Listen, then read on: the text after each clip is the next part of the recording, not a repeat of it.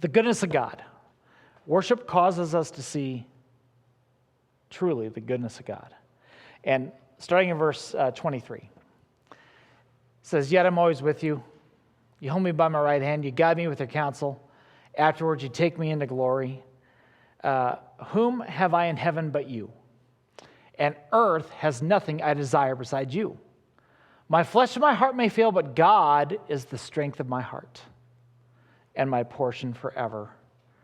Those who are far from you will perish.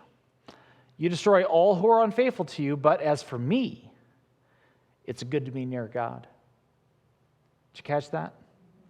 As for me, it's good to be near God. I've made the sovereign Lord my refuge, and I will tell of your deeds. I love that. In the middle of that last paragraph, I underlined for me the overwhelming goodness and joy and purpose and fulfillment God has for us is not something that can be enjoyed apart from Him, because it flows from Him. You want contentment? You can't have that apart from God, because that flows from God. You want joy and happiness? You can't have that apart from God, because all of that flows from God. You can't take Him out of the picture of the very things that He provides in the first place. That's where our contentment comes. That's where our happiness comes. That's the goodness of God. So I'm going to close out here. I'm on the last page of your notes. And the last few verses, we're told that God is near to us. As for me, it's good to be near God. Okay. And what does that mean? First of all, it means that God holds us close. He holds us. God never lets us go. God does not let you go. God has a firm grip on you. And I will also say that some try to run from God, but that is a difficult thing to do at times. It's not as easy as you would think. I know people that have served God, been used by God. They've tried to walk away from God. That walk is not an easy journey. That walk is difficult. That journey is tough. And rightfully so. Because when you've tasted the gift of God, to try to willfully walk away from that should make you miserable. In fact, my prayer for anybody who deliberately walks away from God, Lord, make them miserable.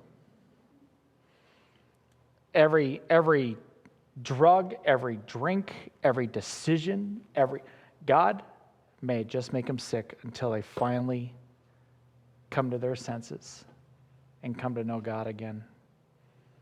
So God's near us, and so He holds us. Secondly, He guides us.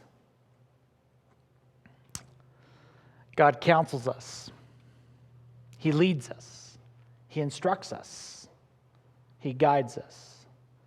That's another reason why it's good to be near God.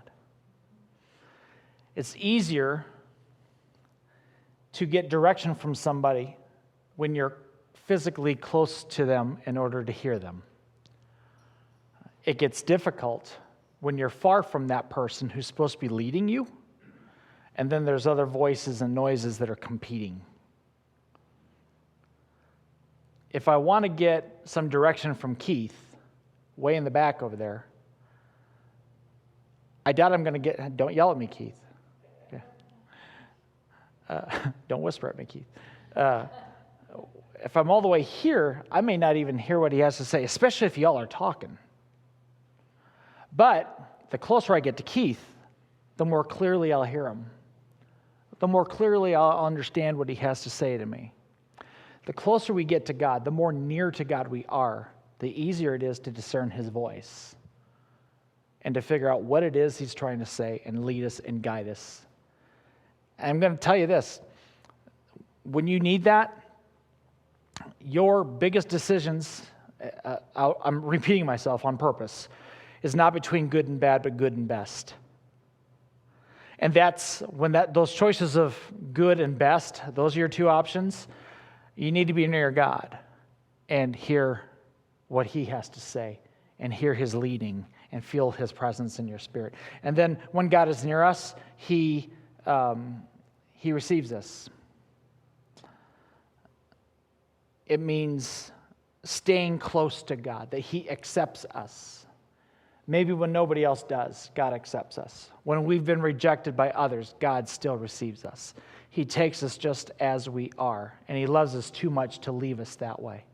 He takes us in. He receives us, and he will not let go. We don't have to utter a password. We don't have to measure up to anything or anybody.